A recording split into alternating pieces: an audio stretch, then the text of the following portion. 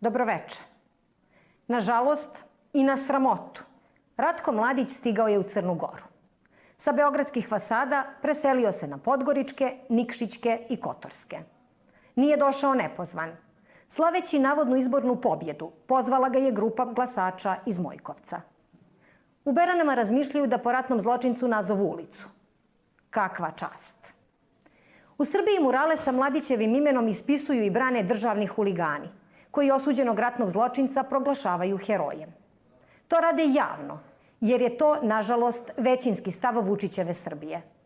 U Podgorici se ime ratnog zločinca ispisuje noću, a skandira mu se uglavnom u čoporu. Nije problem u Ratku Mladiću. On je osuđeni ratni zločinac. Problem je u onima koji ga brane. Poslanici vladajuće većine tvrde da u Srebrenici nije počinjen genocid i da isto misli svaki Srbin. Isto je rekao i bivši ministar u vladi Crne Gore, pohvalivši se zatim da su sve njegove kolege to pozdravile. Ministra pravde ni jedan kolega iz vlade nikad nije demantovao. Dozvolite da budem lična. Srpkinja sam, rođena i odrasla u Srbiji, ali Ratko Mladić nije moj heroj.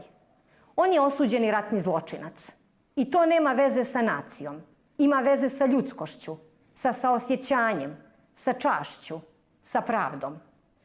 Osuđeni ratni zločinac Ratko Mladić ikona je srpskog sveta.